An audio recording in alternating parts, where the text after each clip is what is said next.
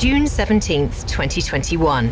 British sailor Martin Evans and his colleagues are sailing a German yacht from England to Greece. The route takes them along the west coast of Europe, across the Bay of Biscay and down to the strait connecting the Atlantic to the Mediterranean, the Strait of Gibraltar. The mood is tense. And I looked to the right, and right by the side of the boat, there were orcas right there. And it was that moment of like, is this real? Should have been like, oh, come on, you know, I've read about this. Am I part of the story suddenly? I shouted down to them, and I'm like, orcas, orcas. In the summer of 2020, shortly after the first global COVID lockdown, a strange phenomenon began in the waters off the Iberian Peninsula, one that has yet to be explained. Orcas attacked sailboats.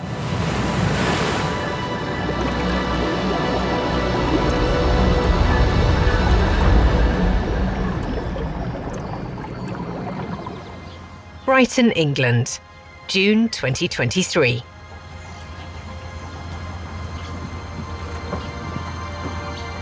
In a boat, you've kind of got certain places you've got to go if you have a destination, and there is no real way of avoiding that passage of water. If you're going into the Med from the Atlantic, you're pretty much crossing through the Straits of Gibraltar. There's no other way to it. So it's an inevitable thing, and it's that sense of like, oh, you know, here comes trouble, but what else are you going to do?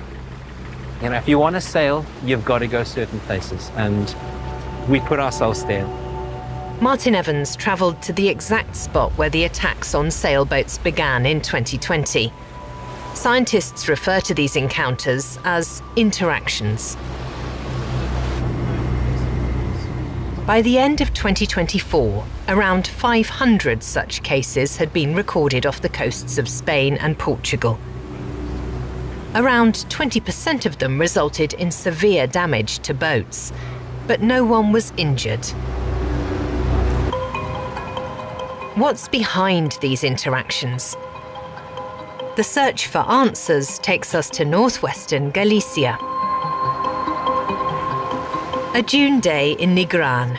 We take a walk on the beach with Mónica González and Alfredo López. Right now, in spring, the orcas are in the strait.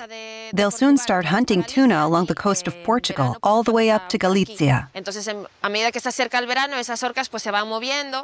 the end of the summer, they will arrive here, and then come November or December, they will disperse into deeper waters, always following the tuna, which is one of the main drivers for these animals.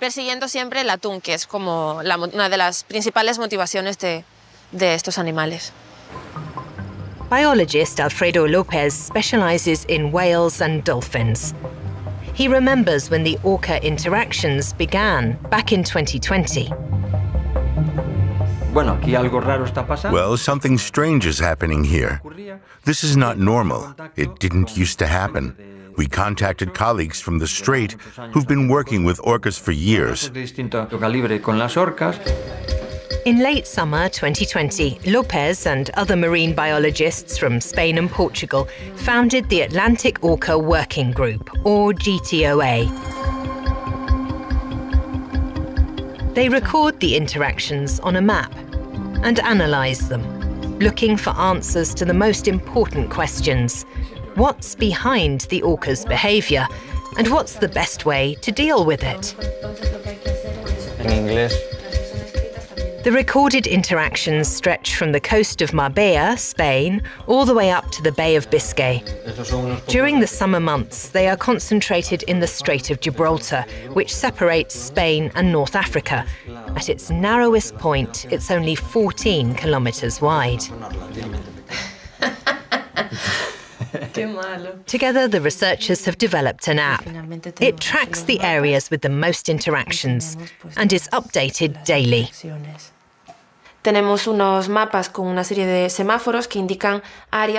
We have maps with traffic lights, showing areas with a higher possibility of interaction. Green indicates no risk. Amber indicates a possible risk of interaction. And red indicates a high risk. In this way, sailors can avoid the red areas. We also have a questionnaire for the people who spot orcas to document their encounters, so we can try to understand what's going on. In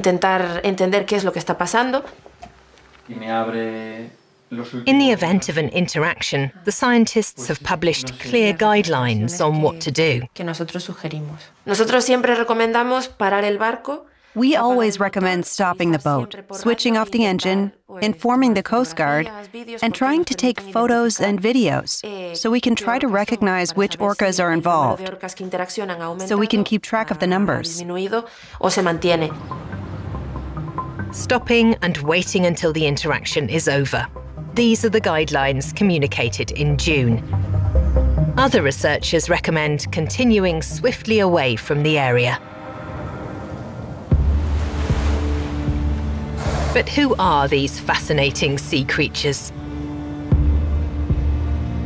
After humans, orcas are one of the most widespread mammals on the planet. Orcas belong to the dolphin family. People don't realize that because they are so big, but they are the largest dolphins. They have a stronger bite than the great white shark. They have the most sophisticated hunting strategies. And they have the most social behavior imaginable, very similar to us humans. Part of the fascination for us scientists comes from the fact that this is such a remarkable group of animals, such a remarkable species that has adapted so specifically and has become its own ecotype through this adaptation to habitat and hunting strategies. And that really is a very, very fascinating characteristic of this group. We can really say that killer whales also exhibit human-like behaviors. And what's also important is that they can recognize themselves. We know from experiments that they can recognize themselves in the mirror, and that really is intelligence of the highest order. The global killer whale population can be divided into different ecotypes. Each has different physical characteristics, vocalizations, and behaviors. Ecotypes are a special division or classification that actually only exists among killer whales. It's based on the fact that these different ecotypes have adopted these particular behaviors, diets, and in some cases hunting strategies. There are around 10 ecotypes worldwide. Some of these ecotype groups occupy the same waters, but they rarely come into contact with one another.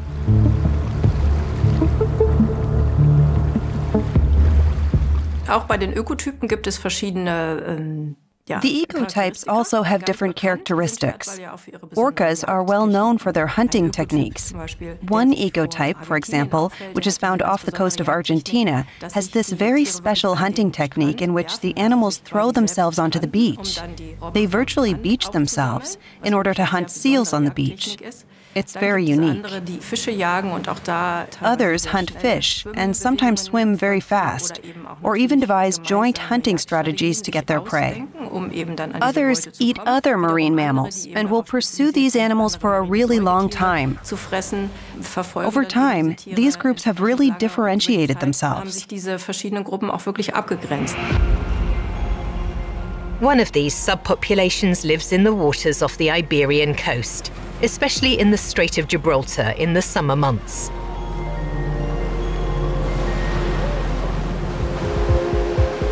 We tag along with the research foundation, FIRM, the Foundation for Information and Research on Marine Mammals.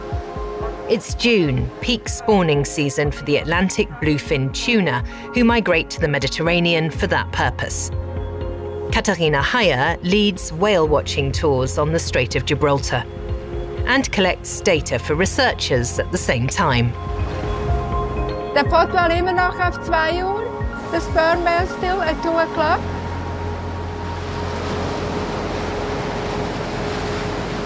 Wir machen eine Forschung schon seit 25 Jahren. We've been doing this research for 25 years. not only on sperm whales, but also on pilot whales and bottlenose dolphins. And of course, sperm whales are also a part of it. I write down the data here, then we collect it into nice data sheets. And then Jorn, the other biologist, does the analysis of all the sightings in winter. Von den ganzen Sichtungen. Ist noch da? Ja, auf 2 Uhr. Alles das, 2 o'clock.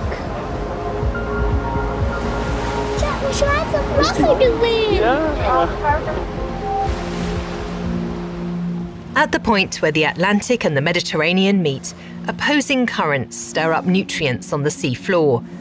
This makes the Strait of Gibraltar a particularly nutrient-rich area. Except for the heavy shipping traffic, the strait is a paradise for marine mammals.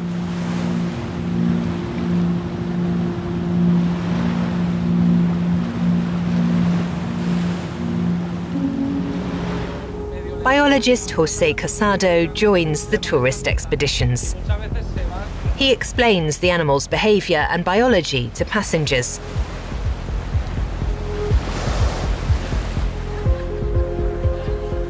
Born and raised in Tarifa, José is well connected in the area. He's well aware of the theories circulating about orca interactions. There are many theories. Maybe they are learning to hunt, because when the orcas saw a moonfish in the middle of the ocean, they play with the moonfish. They don't eat moonfish, but they play with the moonfish because they are teaching to the calf to hunt it. So maybe the mother saw a rudder and they teach with the calf how they can hunt other species. So, but at the moment we don't know. We can say totally sure the orcas, the interaction orcas with sailboat is for that. So we need more data. That we say in the scientific always say that we need more data. There's still no consensus to explain the orca's behavior, only theories. In the Strait of Gibraltar, one can see most of the world's marine mammals within a small radius.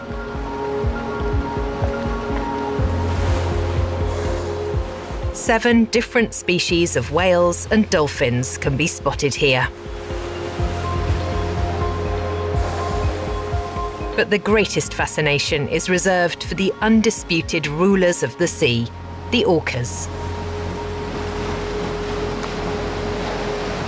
It's magic, absolutely magic. I can listen to people screaming.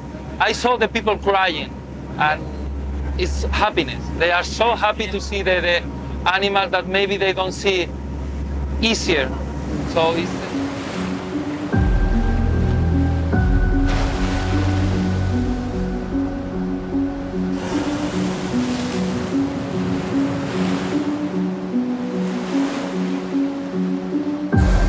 But the space in which humans and orcas interact here on Spain's southern coast is narrow. Wildlife biologist Klaus Hackländer is chairman of the board of the German Wildlife Foundation. He notes the limited space available in Europe for humans and wild animals to live together.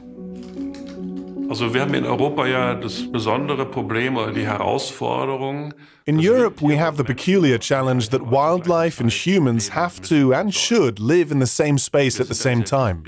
We're a very densely populated continent, and this is not only the case on land, but of course also at sea, as a lot happens there too. Bottlenecks like the English Channel or the Strait of Gibraltar, for instance, are places where we all have to pass through the eye of a needle somehow. And that's where things get tight. People and animals have to live and get by in the same space at the same time. Logically, that leads to conflict because humans and animals have different interests. Although predators play a particularly important role in the ecosystem, humans tend to see them as a major threat. Wir müssen auch Tierarten wie große Beutegreifer We have to manage large carnivorous animal species like wolves, for example. Managing them not only means that we have to shoot a certain quota of wolves every year, it also means that we have to look after our livestock, for instance, and organize herd protection. It calls for an adaptation process. We have to learn to deal with wolves, and wolves must learn to deal with humans, as they are now entering areas where they've been extinct for decades, even centuries. The same applies to orcas. They live in a landscape shaped by humans, or in their case, the sea. That means orcas will certainly not be able to reach their maximum population level because humans have simply taken away a lot of their resources.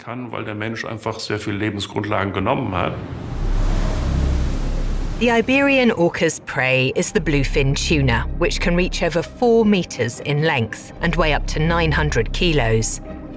The species, also known as red tuna for its dark red flesh, fetches top prices on the Japanese market. Its popularity caused its near downfall. Thanks to strict fishing quotas, the population has somewhat recovered. The Iberian orca population eats bluefin tuna. These migrate along the coast from the Mediterranean via the Strait of Gibraltar, then in the coastal area. And it's precisely these migration routes that the orcas follow. They are therefore very dependent on this food source and can be found in different locations throughout the year. The Iberian orca population was recently classified as critically endangered due to the fact that there are only a few adult individuals left, around 50, which is not a lot, and above all due to the fact that their preferred prey, the bluefin tuna, is also severely depleted. It's a declining trend. Perhaps the reduced food supply explains the orca's strange behavior. Let's get to the question of why. In the first year, we identified 9 specimens that interacted with ships. They were all calves or teenagers, with the exception of 1 adult. So we made some hypotheses, because we still don't know what the real explanation is. It could be that orcas are inventing a new behavior. They're intelligent animals, and this is consistent with the profile of calves and teenagers. They have time, they have imagination, and they're able to invent something new and repeat it. This has already been observed in other parts of the world. There was a time in Canada, for example, when orcas introduced the trend of carrying salmon on their heads, like a hat. In the 1980s, an orca off the coast of Washington began carrying a dead salmon around on its head. Soon, other orcas followed suit. The following year, the trend disappeared. At the Institute of Terrestrial and Aquatic Wildlife Research in Busan, marine biologist Anita Gillis studies marine mammals. You can't really make sense of why they did that. It really was a trend, as it's been described. It could have been some sort of a game which somehow caught on. Of course, if you look at it from a scientific point of view, you always wonder. Behavior has to make sense, perhaps even be profitable somehow, especially if it's about a top predator. Then it must have something to do with prey, or at least with certain strategies they develop in order to adapt to the habitat. But with these fish we just can't explain them. Might it all just be a game? Alfredo Lopez thinks otherwise. The adult specimen involved could have previously found itself in a challenging situation with a boat that could have caused some trauma. It's possible that this animal would then try to stop boats so as not to repeat that situation. We don't know if this is possible, but the hypothesis fits better and better. Why? Well, because it's the only adult animal in the whole group. Let's assume that this orca had experienced such a situation. If the others see that this matriarchal orca, who is very important for the social status in the group, does something that the others consider fundamental for the group's survival, then it attracts their attention and they repeat it. even if the young animals do not know the reason for it.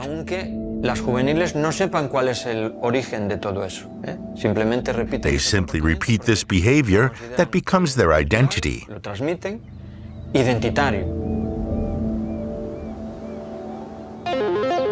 Paula Moreno knows the Iberian orca population very well. Together with colleagues, the environmental scientist co-founded Proyecto Orca Cádiz, an organization explicitly dedicated to protecting the Iberian orca population. The group's research network extends from Spain to Portugal and France. The group receives information from all over and can closely observe the migration routes and behavior of orcas along the Atlantic coast. I am president of the Proyecto Orca Association. It's the first Spanish association only focused on the orca. Many of us just found out each other, and we talked about how many people in Spain doesn't know that there are orca living in our coasts. And we wanted to end that by spreading the info, making awareness, and making people close to this orca population so that they are drawn to protect them. Paula Moreno can tell the members of the Iberian orca population apart. With orcas, we have these gifts that they give us with their eye patches. With other dolphins, you only have to focus on their dorsal fins, but you can see their eye patches too, which are different too, and are key for hiding. For example, these two sisters are very different between each other. As you can see, she has a very wide eye patch, like very round. She's the oldest one, and there we will have her little sister, which has a very thin eye patch and is very, very different to her sisters. Male orcas usually stay with their mother, even as adults. Orca mothers and sons are a very interesting relationship because, when they have their daughters, they teach them their culture and how to be good leaders, and those daughters, they follow up to their mother, but kind of are more independent. They have their own children, and they start splitting up a little bit and exploring by themselves with their own offspring. But the males always stay close to mom. They trust them with their lives and will follow them. Even when the mother is dead, the son is in high danger when his mother dies. If he doesn't find his sister, even if it's even younger than him, he needs to depend on a female. So it's very normal for sons to die when their mothers do. A study on the orca population known as southern residents in the Northeast Pacific has revealed interesting findings. Normally, orca females give birth to between 5 and 6 calves in their lifetime. But with each male offspring born, the probability of further offspring is cut in half. Caring for their male offspring prevents females from having more. Not much is known about the gender distribution of Iberian orcas, but researchers agree that they are under a lot of stress. The Strait of Gibraltar is one of the world's busiest waterways. Around 300 commercial ships pass through it every day, as well as sailboats, fishing boats, passenger ships, and tourist boats. This is where the boats encounter the orcas and possibly disturb them in one of their most important activities, hunting for bluefin tuna. So the migration pattern for the Iberian orca is strongly linked to the tunas. And the orca are mainly seen in the south part of the Iberian Peninsula around Algarve, south of Portugal, and the Gulf of Cádiz during the spring months, because that's when the tuna start getting into the Mediterranean Sea. And then during all the summer, the orcas prefer to stay in the Strait of Gibraltar rather than in the Gulf of Cádiz to ambush the tuna in their returns. The most interactions take place between the months of May and August in the Strait of Gibraltar, precisely the area through which sailor Martin Evans must pass. I had deep anxiety in me. I was like paralyzed with fear. I was like adrenalized. There's an intensity that comes in, and I didn't really know what was going to happen. You know, was something going to snap off from the rudder? If that is the case and they hit it too hard, will that in turn rupture something else on the hull, and then suddenly we'll be taking on water? And I really genuinely did not want to go into a life raft. Steering through essentially rather serious orca interaction. Knees are trembling. The orcas had a determination to them. Like, I don't believe that they were trying to sink us, because I think if they wanted to, their intensity would have been far different. But it's just the destructiveness of their size. It's like, you know, it's just like a big clumsy oaf of an animal that if it comes up and rams the hull, what do? Female orcas can reach 5 to 7 meters in length and weigh up to 4 tons. Males can be up to 9 meters long and weigh around 6 tons. Although the Iberian population is one of the smaller ecotypes, they still represent a considerable threat to sailboats they encounter.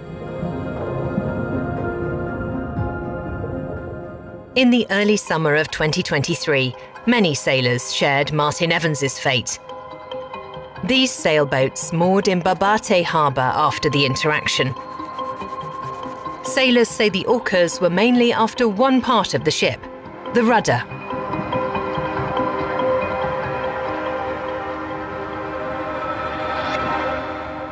During the night of June the 2nd, Vincent Henry from Brittany, France, experienced interactions with groups of orcas. We planned to pass through Gibraltar on the night of June 2nd. We encountered 3 consecutive groups of orcas, one on the evening of June 2nd and 2 more on the morning of June 3rd. Eventually, we landed here on a stopover.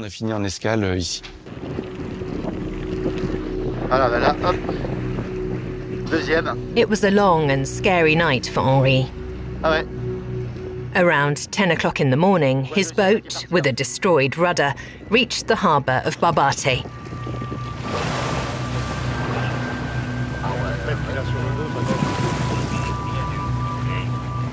All the same, he doesn't wish any harm to the orcas. What scares me the most is that people react aggressively to them. We don't know why they approach us, but their behavior is quite predictable.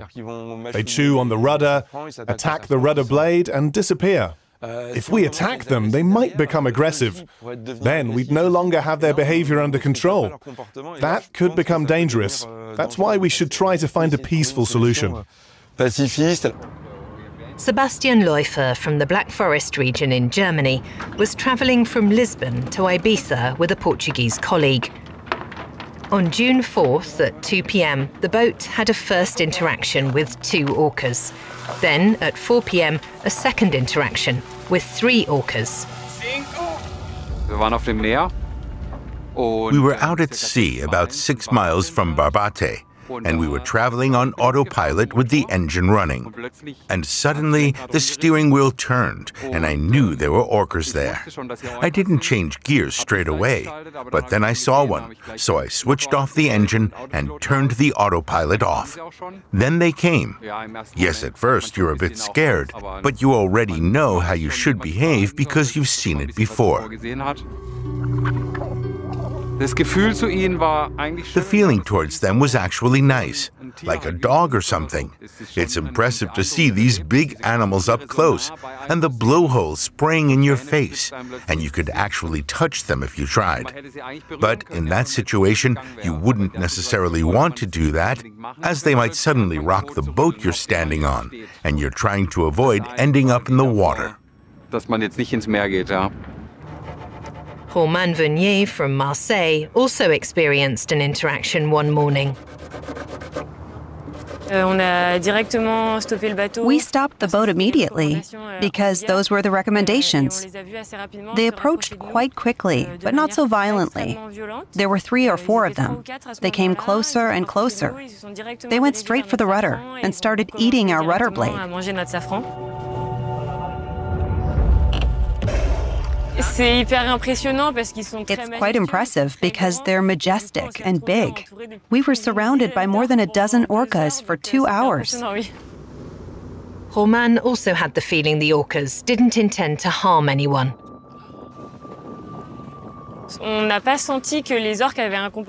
We didn't have the feeling that the orcas were behaving aggressively. What was aggressive was the fact that they were eating our rudder blade, and we would no longer be able to maneuver. We didn't really feel attacked. We were at the stern of the boat to check the rudder. We came very close, and they didn't react to us. It was an incredible experience, but one I don't hope to repeat.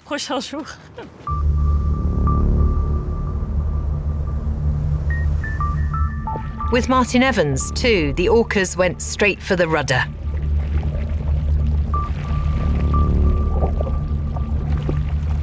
And at this point, we've got orcas. It was hard to tell how many there were because it's not like they kind of sort of swim up in a row and identify themselves with a nod. You know, like there's one here, he goes under the boat there. Is it the same one? Oh, there's one there. I thought at the time there was between like 6 and 12. I think it turns out that it was 6. But the one of the bigger ones at one point was maybe about 25 meters off the back of the boat, and I looked, and it had a big chunk of rudder in its mouth, like a happy dog that had just performed a trick. Like, look at me, I got your rudder. What is it about the rudder, and why do the orcas always aim for it when they interact with sailboats? Jörn Selling worked as a marine biologist at Firm for about 20 years, observing orcas in the Strait of Gibraltar.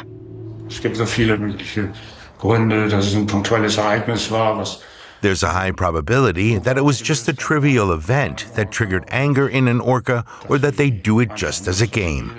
Play instinct. They act like orcas do when hunting large whales. They bite the fins and immobilize the animal, or ram it for hours if necessary. And maybe it's something like a hunting instinct that has this effect. Now someone has come up with the idea that they actually accept these sailboats as an added feature of their environment and play with them.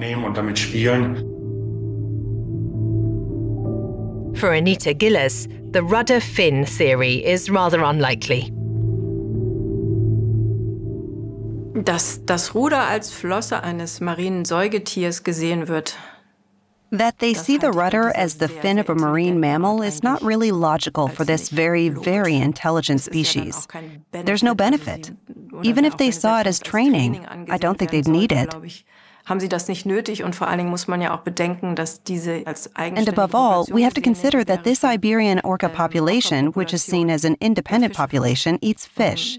Why would they suddenly start training to eat mammals? I can't imagine that either.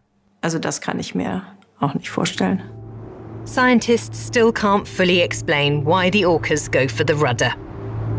It may simply be the most accessible part of a boat, or the easiest to destroy. It'd be very interesting to find out why they're doing this, of course. Everyone wants to know. But for me, it's more important right now to see how we can ensure that there's no further damage, that nobody goes crazy and does something bad. But in the summer of 2023, that's exactly what happened.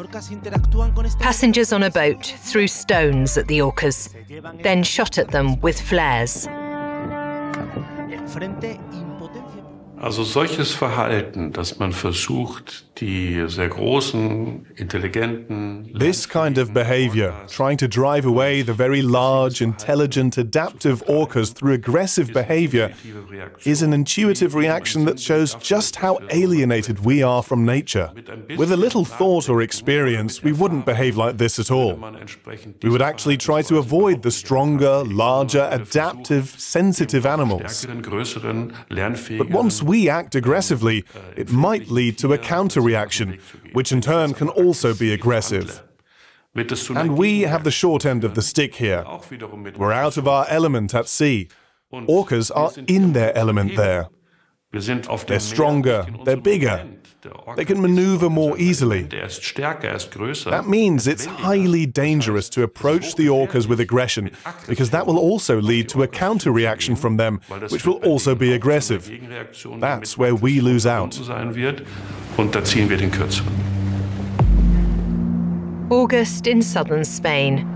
As another season comes to an end, there are still numerous theories about the orca's motivations.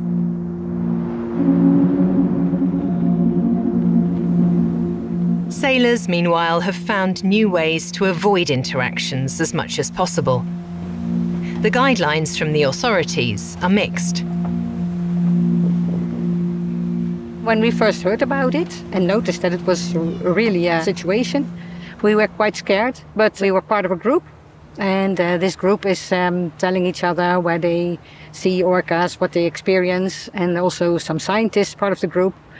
And these developed a theory and a practice also that we should stay quite close to the coast and put on the motor. And when we see them, we should go very fast in the direction that they didn't come from, the opposite direction. And that makes us more secure at the moment, so we feel much more safe. Diese vielen verschiedenen Theorien, die jetzt schon in den Raum geführt wurden, diese Interaktion. We haven't been able to prove any of the theories that have been put forward to explain the orca's interactions with various boats.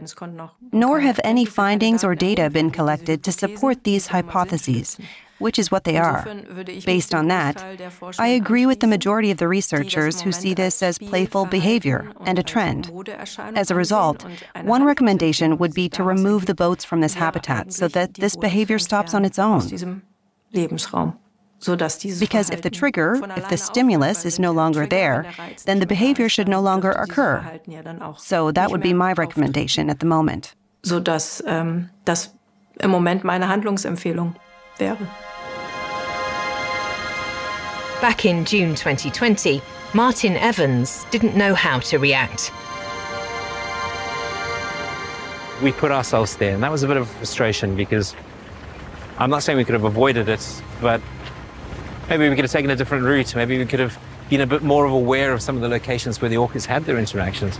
And I mean, in retrospect now, when I look at the maps of the number that have happened, I'd say the specific location where we had our interactions probably the most common spot for all of them. So that interaction genuinely had some impact on me. I think from here on I've got a different attitude to the world and the ocean around me. The orcas weren't the first animals I've seen that are suffering from whatever it is, human involvement, global warming, food shortages, whatever. I think I've seen firsthand what it's doing to the ocean, and I think the orcas, whatever their behavior is certainly something that we've got an involvement with. And maybe we can make some changes once we still have some time on this planet to fix that. The Strait of Gibraltar is a bottleneck. In the future, sailors may have to find new passage routes. In principle, we do not fit in the orca's prey profile. We are perhaps competitors in terms of prey. We share prey at sea with the orcas, but we also have to recognize that orcas are a few steps above us. They are the super predators, so to speak, and we are a medium-sized one. We are the meso-predator, we are the weaker ones. Plus, we're in the ocean where the orcas have a distinct advantage. When humans get out of the way of orcas, fewer interactions occur. Since most sailboats have started staying closer to the coast, the number of encounters has decreased. The scientists are excited about what the future holds. No sabemos cómo va a evolucionar, ¿no? Pueden pasar dos cosas. We don't know how it will develop. Two things might happen. Orcas may quickly forget this behavior, which is unlikely, but could happen. Either way, it will remain an important event for orca research around the world. But it's also possible that they will continue. That should make us humans reflect on what we may need to change in our lives. That might even be a positive outcome. Maybe we need to change our ship design, install quieter engines or retractable rudders. Maybe we need to rethink the density of shipping traffic in certain areas. In other words, things in human life will need to change to minimize or eliminate interactions if they continue. I think sometimes we talk with the people, the human thinks that we are the queens and the kings of the world. And it's not like that.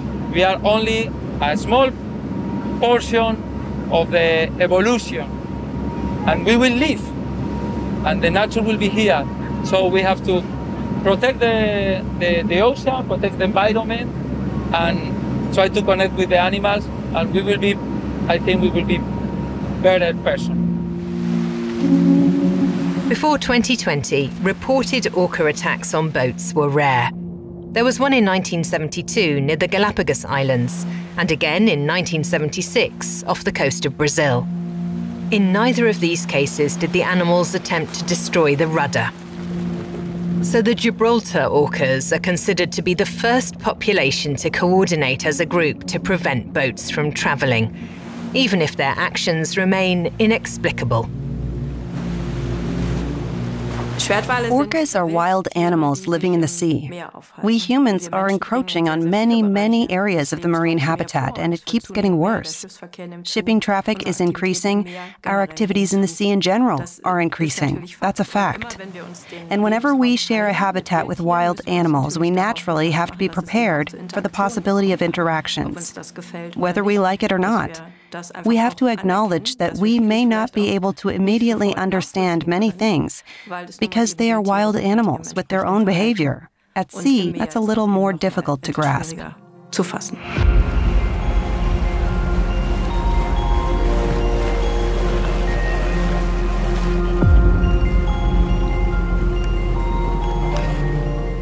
Brian Marina, this is Aqua Sue. We are approaching the lock. Just waiting for some advice. Thank you. Aqua Sue, this is Brighton. Yeah, proceed. There is one of our staff members at the lock presently. Proceed through into the lock. Over. Brian Marina, copy that. Thank you. Standing by. Over.